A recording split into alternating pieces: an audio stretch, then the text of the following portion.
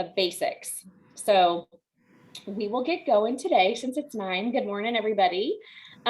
With our agent etiquette tip of the day. And today, this one actually came up for me this week between two like very experienced agents. And I was like, this would probably be just a good thing to cover with you guys because it gets a little sticky sometimes, right?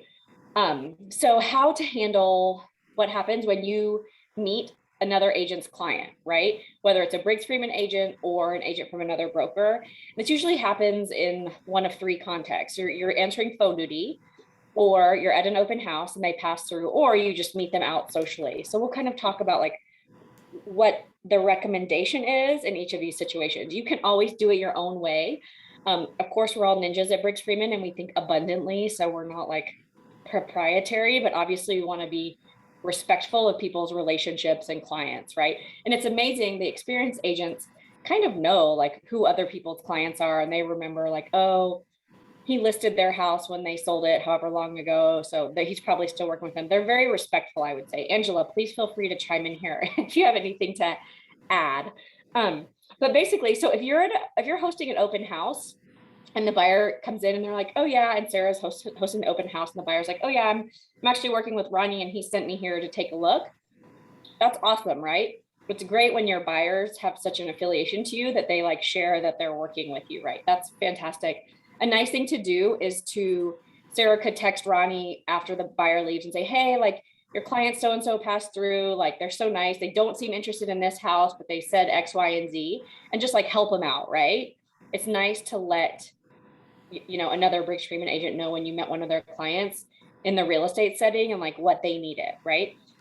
And it's the same way I would say when you meet a Briggs Freeman client through phone duty. Like I would say it would be pretty odd for someone, if you're on phone duty and someone to call and be like, oh, I'm actually working with Ronnie, but I was just calling about this house, because usually they're going to text him and he can send it to them through WeChat or whatever. But same thing, like just text the buyer's agent that you know and say, hey, like I talked to your client so-and-so today, they were calling at this house. I gave them the information they needed. And I mean, if you want, if it's a super busy agent, you can also always say like, I'd be happy to show it to them for you if you want. Just be respectful if the client has said like, I work with so-and-so, that's their client. Does that make sense? Okay. And then if you're at an open house and someone passes through and they're like, oh, well, we're working with Catherine from Compass, you can still be helpful, obviously, but you're not trying to like poach the client or anything. I mean, if they're like, we're not very happy, if they say like, well, we're not very happy with her, we haven't really been getting good feedback, you can kind of keep the lines of communication open and kind of see where they go with it, but don't try to, again, to be like, oh, well, you should come work with me instead. That's a little bit aggressive. And if it gets back to Catherine, that's bad news. Like the real estate community here, even though we're a huge metroplex and it's small, and you guys will run across each other like over and over. So you just need to be mindful of your reputation for sure. And I would always say like, it's a nice thing to just reach out to that agent and say, even if they're not with Briggs Freeman, and say, hey, I met your client at this open house. And if it's your listing, you want to, sell the listing and say like, they seemed interested here. If there's anything I can do to help, like, just build a bridge. Hopefully you can work a transaction with them. Does that make sense? And then this happens often on phone duty. I would say probably this is the most frequent occurrence where someone calls and they're like, what's the information on this listing? And then they're like, oh, well, I'm working with another agent, but they're like, can you show it to me? That's really up to you, right? If you want to, you should probably let the other agent know, like, hey, your client asked me to show this house. And really like the other agent should be showing them that house unless it's agent to meet. So that's your call. But I certainly would communicate with whoever they've said is their representative. If they bother to tell you that they're represented, they want that agent involved. So just be mindful of that. And then the last one, and this is the one that the context that came up with for me this week, is the agent met another agent's client in a social setting, and they were asking about one particular area that this agent knows very, very well. But he knew that this client was like the client of another agent. So he said to the client, like, I would love to show you around. Why don't we do a tour? Call your agent and we can all go together. So he was just trying to be helpful, right? Like that's thinking like massively abundantly. And so the client called his actual agent and said, hey, so-and-so offered to like give us a tour. Is that cool? And that's like a very nice thing to do. Just that agent didn't reach out directly to the agent, they told the client to, but they also could have done that. So the point is, like, communicate, think abundantly, be respectful. The real estate community is small. I don't know how valuable that is, but it came up and this weekend I thought it was kind of a good thing to has this ever happened to any of you guys when you're on phone duty or showing an open house? Mhm. Deanna's nodding. Yes. Tricky? Do you know what to do? How'd you handle it? Well, especially at an open house, when you start talking to them, you always want to ask if they're working with someone Mm-hmm. because you can get their email and start emailing them, but the most important thing is they could have another agent. And a lot of times they won't tell you up front. Right.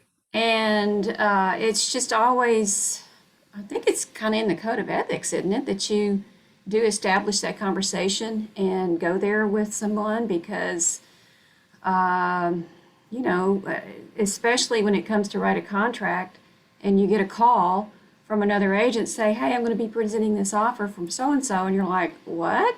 So it can avoid a lot of hurt feelings in the long run and wasted time. And, Just to and ask that confusion and important anger. question, Yeah. are you working with someone? You Yeah. know? Yeah. I mean, in theory, as soon as we start having a substantive conversation about real estate, we're supposed to be presenting them the information about brokerage services. You guys have been in Right. enough conversation to know that that's not how that goes. We were like, well, let's talk about this now, right? So just Yeah. be mindful. Okay, cool. Well, thank you. That's all I got there. So put my screen back up so I can see you guys. Okay, so now we're going to talk about how to manage your real estate business like a business. And I was saying this a little bit ago, but basically, this is obviously not like substantive real estate content, but this is a brand new class. So I welcome the feedback. And those of you guys that have been in the business for a while that have any great tips that are working for you, please share. Um, it's just, we would be remiss if we didn't help you guys set up your businesses for success, or at least give you some tips so that you can decide how to do it. So our goal for today is not to tell you what to do. It's not to give you an official system.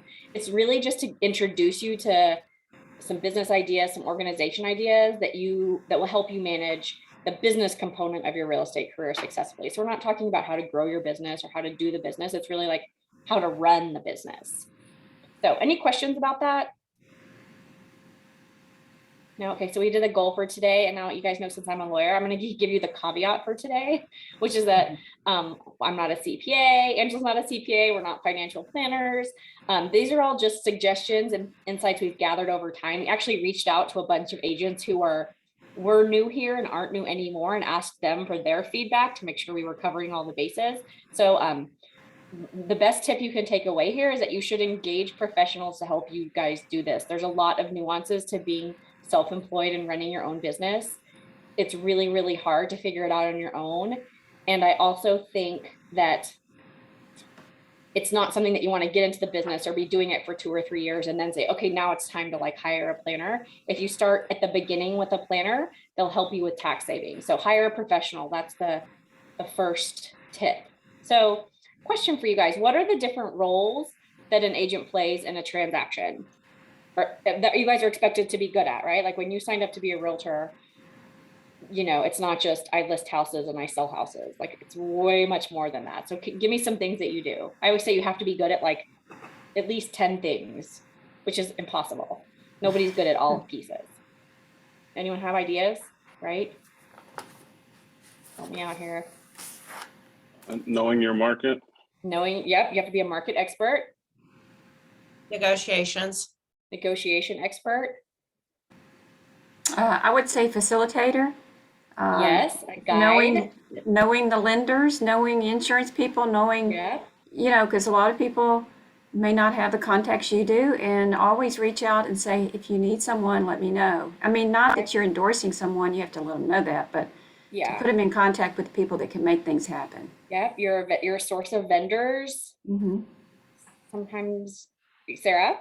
Managing expectations. Yes, you're an expectation manager. You Multitasking. Yeah. Marketer. Yes, multitasking. There's the list goes on and on. You're a therapist sometimes. You're a relationship guru between spouses sometimes. So this is just a list of like, a few roles that you play, right? Many of these are all true. You're a decorator sometimes, like it's crazy. But I would say the most important role, one of the most important roles that will be crucial to your success is being the CFO of your own business and the CEO of your own business, right?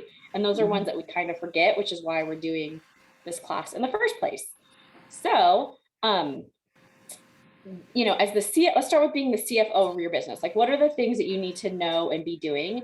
And I'm just going to walk through a list here and we can talk through them as we go. And then we can also see what we missed. So what are the things that you should know or should be doing? Like, this is a piece of advice that a financial planner I heard give to a group of realtors recently is, his advice was keep 2 months of living expenses in your personal checking account and keep 6 months of living expenses in an emergency bucket that doesn't get touched except for emergencies.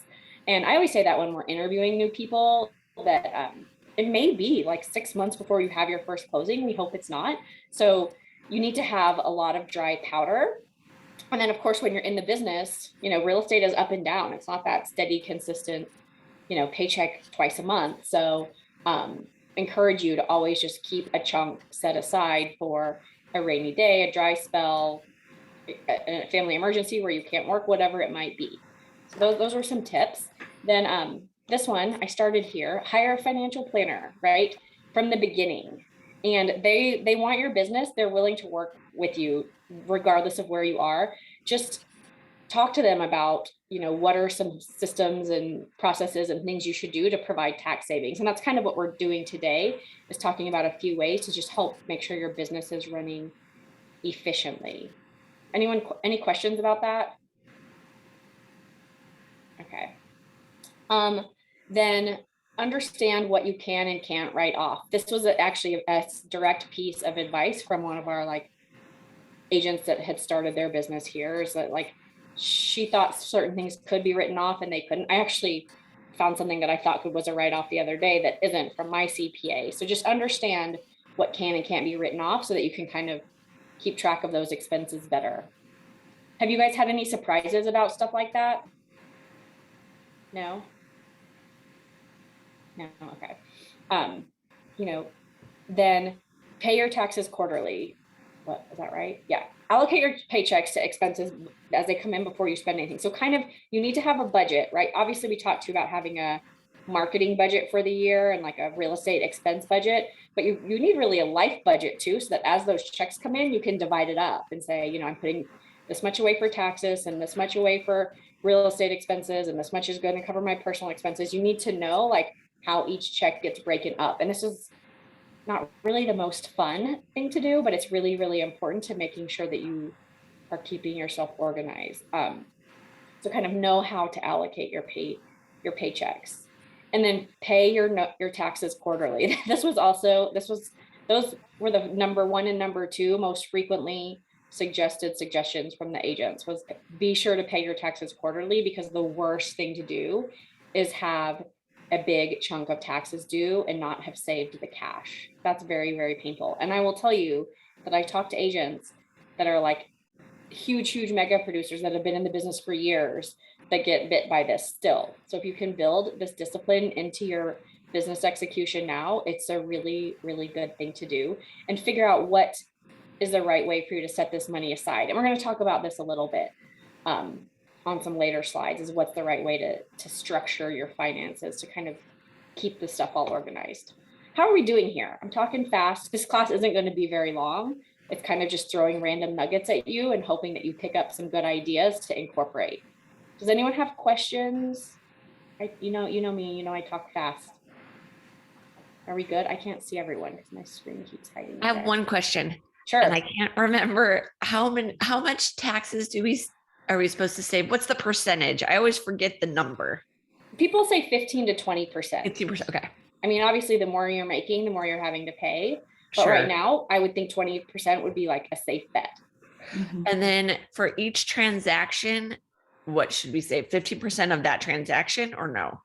Yeah. So, I mean, that's a great way, is that if you get a $10,000 commission check, take $2,500 and put it somewhere else. Yeah. Right. Just allocate it that way. And we're going to talk a little bit about what's the right way to do that, having separate accounts or whatever it is that works for you. If you're paying on a quarterly basis, you don't have to keep it set aside for too long, right? Because you're paying every 3 months.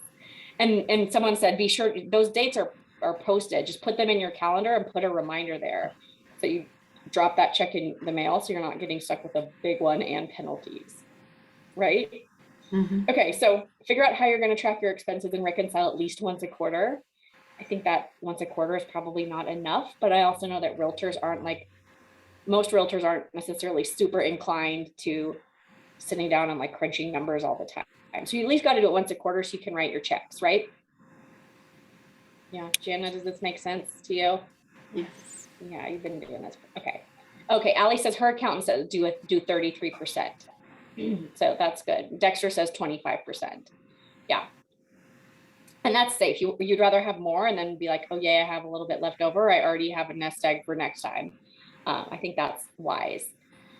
So then, use an app to track your mileage. This one is a huge, huge lifesaver, and you will save a ton of money. I mean, you guys are driving so much. So I use Mile IQ. I heard someone recommend Everlance the other day. But Mile IQ is awesome because if you do the same drives over and over, it just will automatically classify them for you. And it's nice. Like once a month, I just sit down and you basically are swiping like this was a business expense, this was not a business expense. Or you could do it at the end of the day or once a week. So it just tracks you, and then you can export it into a little Excel spreadsheet. It tells you how much mileage you've done.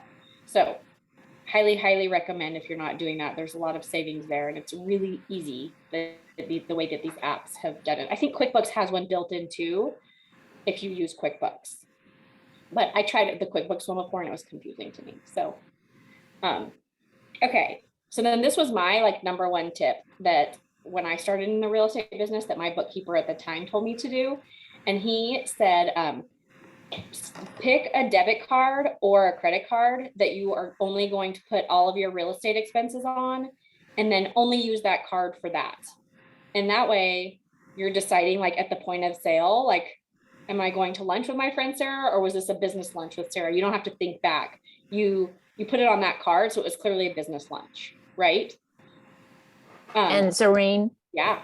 yeah, so I have a credit card for that. And then you also put all of your dues and everything, you plug in that credit card for all of that. And then you can just go look at the statement and keep it, on your spreadsheet. Yes, exactly. That's exactly right. It's you can put your Briggs Freeman dues, your licensing dues, your CE credit, like all of that stuff. Yeah, it Put it helps. on there and it's in one place. And then at the end of the year, most credit cards give you like a year-end summary, and you can see like I spent 30% on gas and 25% on meals and expensive and 50% on real estate photography. I think those added up to more than 100, but you guys know what I'm talking about. It's just, that was the most helpful to me because I'm not good at keeping receipts and like all of that, just to put it on the credit card and then not think about it. Or if you, and of course, if you're using a credit card, pay the credit card off every month. So maybe I should just say debit card there that's connected to your same business bank account. It depends what your like philosophy is about credit cards. I always use credit cards, but I always act like they're debit cards and make sure that they're paid off because I like to like game the system and use the points, right? Totally up to you. So any questions there? No, does this make sense? Am I missing anything? Probably I'm missing lots, but these are just ideas for you guys, hopefully. Okay, so then, you get a commission check, like, yay, like what should you do with it, right?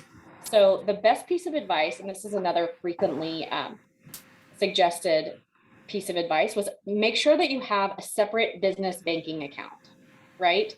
Like to keep your personal account and so just deposit commission checks into your personal account and then try to keep track of everything is really, really hard. So if you can set yourself up neatly where you have a business banking account and your commission checks go into there, then most places, if you open a business account, they'll let you like piggyback on a savings account and you could move your tax stuff over. Does that make sense? And then that's separate. And then you can, pay your expenses, your credit card or your debit card, of course, out of that business banking account. And then you can pay yourself as well into your personal account where you like pay your living expenses. Does that make sense? Mhm. Am I stating the obvious here? You guys all like, duh. I heard about that in training, but do you have to have a business? Like, do you have to create a business to have a business No, banking you account? know, that's a good question. So if you want to get into a very in-depth discussion about this, you can reach out to Jeremy Bravo in the fourth office, because he says that he started an entity and opened a business bank account and started using a debit card 2 years into his business. And he's like, I desperately wish I had done that from day one. It would have made doing taxes and just financial planning and understanding the numbers of my business so much easier. And he says, I didn't do that. And it was a mess the first 2 years. I don't think you necessarily need to open an entity, especially because in the state of Texas, your entity to get paid commissions has to be licensed. So you can really just open up another account in your name. So Okay, what is his name? Jeremy what? Jeremy Bravo. Okay. Yeah, he's just a good guy to know. He's Thank you. super big ninja and just super friendly, nice guy. But Angela, I don't know if that's the thing about Texas, is that you can't ask to be paid your commission checks to an entity if the entity is not also licensed. That is correct. And if at our policy at Briggs Freeman Sotheby's is that if you are not you can either be a broker and do it, right? Or I act as the sponsoring broker now. Robbie used to be it for agents who want to be paid through an entity, but we've got some requirements and stuff. There's a policy with, I think it's about $20 million and, so many under your belt. So yeah, it's more for experienced agents. And I will tell you guys, when you're just getting started in business, setting up an LLC and then making sure you're paying, it has to have its own tax returns. You have to pay franchise taxes. Like it's a whole ball of wax. So until you're really like blowing and going and making some good money, I would not spend the time or effort or money it costs to kind of set that up and make sure it's licensed and doing tax returns for it and all that good stuff. That's me personally. And because it has to be licensed, you can't really do that here until you're busy, but you don't really need to open a business account in the name of an entity. You can just I'm calling it a business account. You can just make sure you have a separate bank account for your business. Does that make sense? right. And I had an agent who meets the criteria to do it, aside from not being a broker. And she went and talked to her CPA about it. And he said, there's really not much savings, and she's pretty successful, a couple $100,000 a year making it. And they said, you're not getting much perk. A lot of people think it's a huge tax saving. So, yeah. So, I agree. It's not really worth it. Of course, I'm not, as Angela says, I'm not a CPA. So talk to your tax preparer and they can advise you if you want an S Corp, if you want an LLC, if you want to get into that when your business is ready. But for now, I'm just trying to help you guys funnel the money in the right way and keep things organized because it's a lot, right? Right. Well, can't you just, if you open up a checking account, can't you just have your name and then comma realtor on it? I know Nancy does. Yep. She's also got sole proprietor and realtor, but I don't know what that means. If she has an LLC, that might be what she means there, like a single member pass through. But again, as soon as you form an entity, that entity has to have its own tax return, pay its own franchise taxes, which if it's a single member pass through, it's not additional money, it's just additional paperwork. So, right. I would think she would just have it titled realtor account or whatever. Yeah, exactly. So you can just call it like, yeah, Jana Fisher Realtor, so that that's where the commission checks go, and then you distribute from there. Right. Good. Okay. So then, speaking of that, so you open this account and then you divide your checks as they come in and distribute the funds. So you're going to say, okay, well, I got this $10,000 check and I got to set my, 20 to 33% aside from the IRS.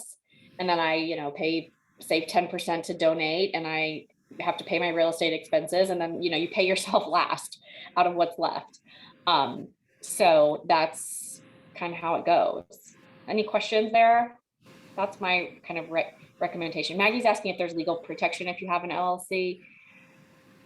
I mean, in theory, yes. I don't know how well that would actually work. And also if it's a single member pass through and someone wants to, it's called pierce the corporate veil and get to you, unless you're being very diligent about keeping everything separate, I don't know how protected you are. I think in real estate, if you're super worried about liability, you should get an umbrella that just covers you It's just a little bit of extra insurance. You can get it attached to your homeowner's policy. I think they're like, mine's like $220 a year or something for like $1 million of coverage for different things, a total of $1 million of coverage. So ask your insurance person if you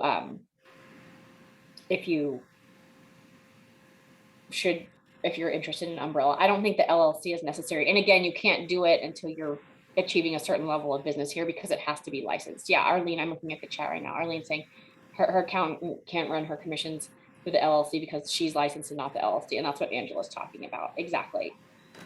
Okay, cool. Yes. And then to Elena's point, if you do create an LLC and you don't want to refer to yourself as Elena K Realtor LLC, like all the time, you have to then file a DBA. So it's just more paperwork. So my point is it gets a little bit more complicated until you're really like blowing and going in the business. I don't think that there's necessarily any huge benefit to doing it. That makes sense? Well, I don't have an LLC. I just had to get a doing business as, so it didn't have to be my former, like my name on my Bank of America account. I could call it Elena K Real Estate. That's what I had to get the DBA for. Gotcha. Or else it would have been like my, my name, my last name on my bank account. Okay, that makes sense. Yeah. Thank you. That's helpful. So she's saying if you want to open up a business account that says like business or realtor or something like on it, the bank may require you to have a DBA so that it like looks official. And that's not like super hard to get. It's just no, it was really easy. Yeah, you just go to cool. Yes, thank you, Elena. That's helpful. Yeah, absolutely. Okay, cool. And then this was the advice of one of our agents, which I thought was really interesting, and she's very diligent.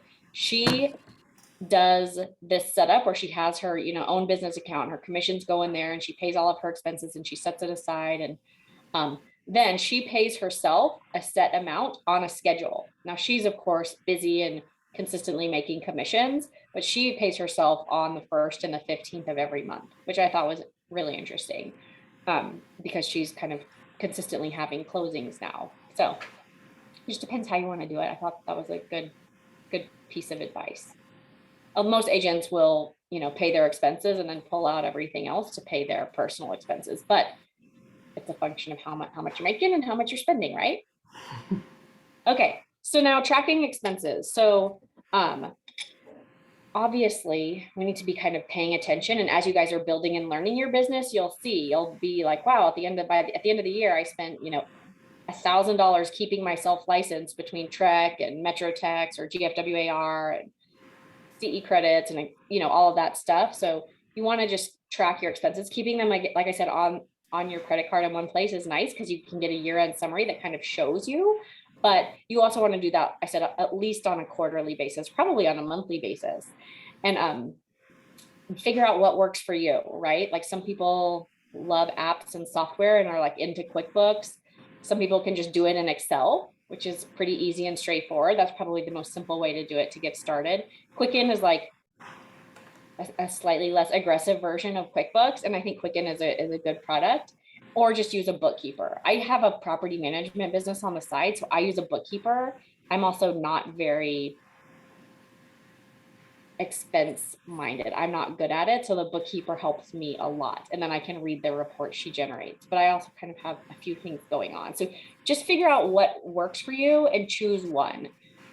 Even if it's just keeping an Excel spreadsheet for now, and you'll look at two things, right? Your credit card expenses and your income from your bank account. And of course you can always log into BFSIR Connect and look at your income for the year or the past years and your expenses as well. So you guys all know how to do that. If you want to see like what you're making and what you're spending at Briggs Freeman, you can go to bfsirconnect.com and look at your account. It's all right there saved for you. It's awesome. So any questions about that? That's kind of the end of the little like finances discussion. Is this helpful? Is this confusing? Am I missing anything? How are we doing? Very good. Okay. Dexter is generous, but I'll take it. Thank you. Knew I liked him. Okay. So now the next discussion is now you're also, the CEO of your business, right? So what do CEOs do? They kind of manage and oversee everything, and they make the decisions and they make sure the business is working. And that's what you guys have to do. And I think as realtors, we can spend a lot of times like in the weeds, spinning plates, like executing the business without taking a big step back to look and see like the CFO thinks, like, how is my business really running? What's the way to make it run the most effective? So these were the tips that we received and that I think are good ones. Work on a regular schedule. But of course, real estate is not Monday through Friday, or nor is it 9 to 5. So you have to figure out what is your schedule. It's like, I know I'm really busy, Friday afternoons through Tuesday afternoons. So I'm going to try to take off Wednesdays or plan my personal stuff on Wednesdays. Like, just get yourself into a routine. And like, it's like, I know I go to the office on Fridays to get ready for the weekend and Mondays to wrap up from the weekend. Like, get yourself into a pattern and then stick to it, right? You'll be more efficient if you're working on a regular schedule. And it's important to come to the office so you can kind of get to know people. And that's how you learn also. I highly, highly encourage you to spend time at the office. I would say more and more people are coming back. The office is getting busier all the time. It's just a good way to meet experienced agents and kind of pay attention to what they're doing and also be available to help them. So, create a daily routine and then pay attention to how you spend your time. Routines are key in real estate, especially because you're like, well, what should well, I remember I went from, practicing law and sitting at my desk from like 6:30 in the morning to like 6:30 or 7 at night. So when I went into real estate, I was like, what am I supposed to be doing with myself? And I went to like every meeting and every class and everything, and would just go sit at the office because I like didn't know what else to do. So it's like, that's not, sitting at the office is not how you're going to make your most money, but you need to come to the office to do your work and then go be out and about.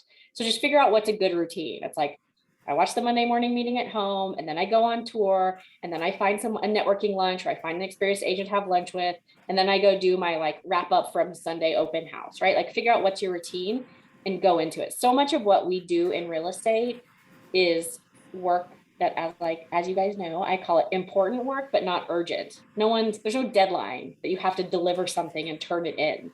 For a lot of the work that needs to be done, like lead generation, networking, following up, there's no deadlines on that stuff, but it all needs to happen on a regular basis. So make a routine for yourself, every day, and schedule the time for those things that are important. I'm going to get on my time blocking soapbox again, but schedule the time. And if you're new and you're kind of like, I felt this way when I was new, and maybe you guys don't. I was like, I'm just not sure like what I should be doing when, but I feel like I'm busy all the time.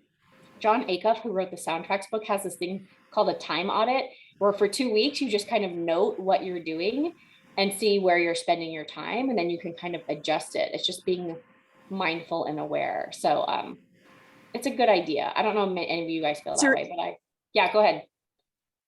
Oh, I was just going to say before you change to another topic, when I first started as an agent, I would come to the office every day and write, notes to people, the same note, I might say, add to every single person I felt like I'd ever met, saying, hey, I've just joined Briggs Freeman, that whole, and one day I was talking to one of the agents who was really experienced. And I said, all I'm doing is writing notes, and I feel like I'm not getting anywhere. I don't have any clients. And at the time, my mom was taking care of my dad. And anyway, so I didn't have I felt so lost. And she's like, okay, here's one thing you can do.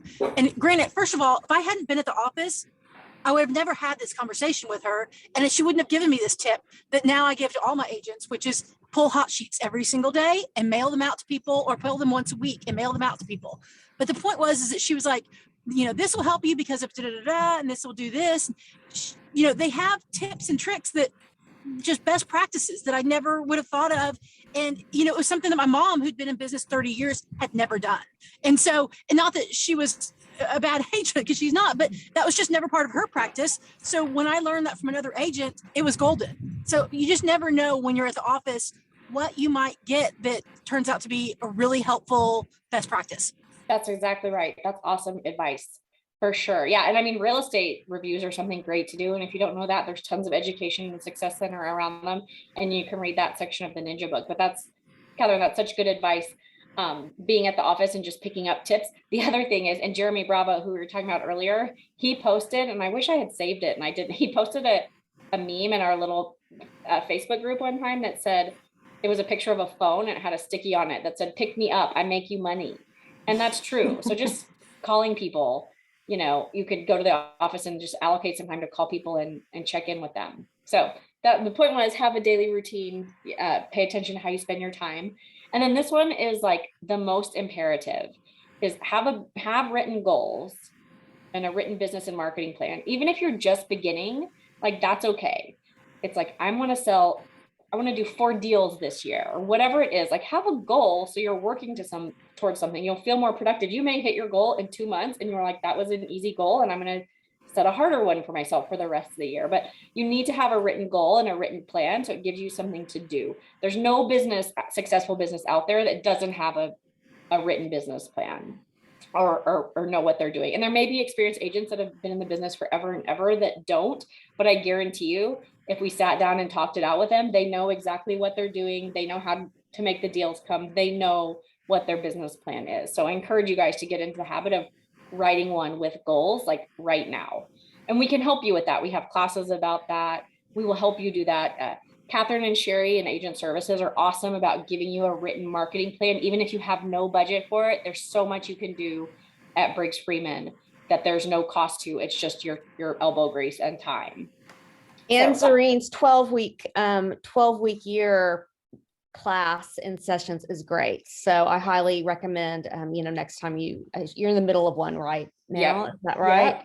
So I did it back in the fall and I was like, okay, I've got to do this again because it really did help keep me on track, just having that accountability. So yes, that's what thank you, Angela. You're kind. The 12-week year is basically, when you have annualized goals, they loom large. And so the 12-week year is taking a handful of your goals and focusing on them for a 12-week period and then breaking them down into like weekly and even daily chunks, and then checking in with yourself every week about how you did and being accountable and having that little deadline really works. I know a handful of you guys on this call like either did it last time or are doing it right now, and it really makes a difference having someone to kind of report back to. So but the first step is writing it down and having a plan. And so then this goes to the 12-week year and to accountability in general. You need to be assessing on a daily, weekly, and monthly basis like what needs to happen and what has happened, right? So that you're staying on task. It's just checking in with yourself on a regular basis and stopping to assess, right? The CEO takes a big step back and like looks at how everything's going, and you guys need to do that. This was advice from an agent, like have a system and stay proactive. Kind of is the same thing we're already saying, like get into a routine, know what's supposed to be happening all the time, and then just stay proactive. And then the last one is not the last one, but don't be afraid to ask questions. Like you guys are new, like there's like an overabundance of people that want to help you at Briggs Freeman, from other agents to your manager, to me, to Catherine, to Sherry. So please don't be shy. Like ask the questions. You'll do better if you know what you're doing. And there's so much you don't know. And we all know that. And it's really scary. So just ask, don't be afraid. And then also to that point, like know what you don't know and surround yourself with people who do. So like I said, like I'm just not I could give myself like 4 days alone with QuickBooks to like study it and master it. And I would be like crying at the end of the 4 days and probably have made very little progress. And I know that about myself. So I use a bookkeeper. It's just easier for me. It's worth it for me to pay that person to help me. And she's awesome. So know what you don't know and then surround yourself with people that can help you. It's that simple. So does anyone else have anything to add here? What are we missing? Anyone, anything? No? Okay. All right. So I'm going to point you in one direction that I think is just super, super helpful.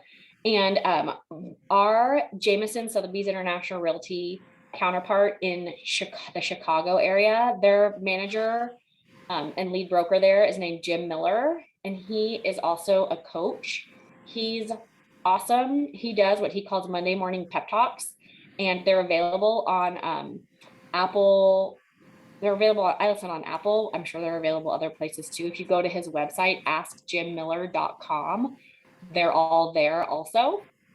And this is a really good one. It's the August 23rd episode from last year. It's easy to find on his website or in Apple Podcasts. I'm sure it's easy to find other places too, but I don't know how to use those. And it's what they don't teach you in real estate school. It's just a good one. And in general, if you're ever like on a run or in the car looking for something good to listen to, Jim's podcasts are all awesome. and they're super inspirational. And he's been doing this a long time. He was a broker forever. He says he had in 2007, he called it his real estate heart attack because he was working with a builder and doing new construction. When the market shifted, his whole like $1.5 million of commission pipeline like dried up. And he's like, oh my gosh, what am I going to do? He had a family, and he calls it his real estate heart attack, and how he fixed his business and kind of economy proofed his business. And now he trains and coaches. He's awesome. So I would encourage you to listen to at least this episode, but also like whatever else he has out there that's interested. I listen almost every week just because it's good and helpful. So askjamiller.com. Michelle is asking if I would share my bookkeeper's info. I would be happy to, because she's a rock star and I would love to share. She's not, I actually have connected her with a couple agents in the past. She's not really looking for more work right now. She does. I probably keep her hands full because I'm such a hot mess. That's not true. She has a lot of clients, and I don't think she's looking for more random, like, unfortunately, one-off clients. I just got super, super lucky. So I don't have, she's not looking for more clients, Michelle, or I would be happy to share. So I'm sorry. So I'm reading the comments. Yay, Allie, the class is helpful because she has lots of homework for her accountant. Sarah says it's good planning with tax timing approaching. Does anyone have any questions, anything to discuss? Did I forget anything? Is there anything else that you would like to know that would be helpful that we can talk about? I'm gonna stop sharing so we can see each other. Anyone? Helpful, good, not helpful? We should do this again. Very basic, maybe. Very, very good. Thank you. Well, like I said, you're generous. I like you. All right. Being honest, it was great. Well, thank you. Next week, let me look. Oh, next week is spring break. So I actually don't think we have agent basics. Let me confirm that. Yeah, there's no Mom was spring gonna break. say something. Nothing next Allie. week. Oh yeah, I just copy and pasted what my accountant, he broke down all kinds of things for me to write off for real estate in particular. So I think it's helpful to see. So I'm going to put it in the chat if anyone Yes, please, wants it, please, because please. I needed it. And then I'll steal it and stick it in the slides for next time I do this class. And it's pretty simple, but I needed that. So here, I just put it in the chat if anyone needs that. Yes. Awesome. And Dexter, welcome. I'm excited that you're here. Thank you. Yeah. Oh, that's awesome, Allie. Thank you. I'm going to put that into my presentation for next time. Appreciate you. I need to put that. I need to get to work. So all right. Thank you. Okay, well, we're finishing early, but I'm not going to keep you for no reason. If anyone has any questions, I'll stick around. But thank you guys so much for joining, and I will see you in 2 weeks. It's winning the listings with Jennifer Edward. So this is awesome, super important content. Even if you've taken the class before, I highly encourage you to come back. Jennifer's such a good teacher. So we'll see you in 2 weeks. And if you have questions in the meantime, don't be shy. Bye, guys. Thanks for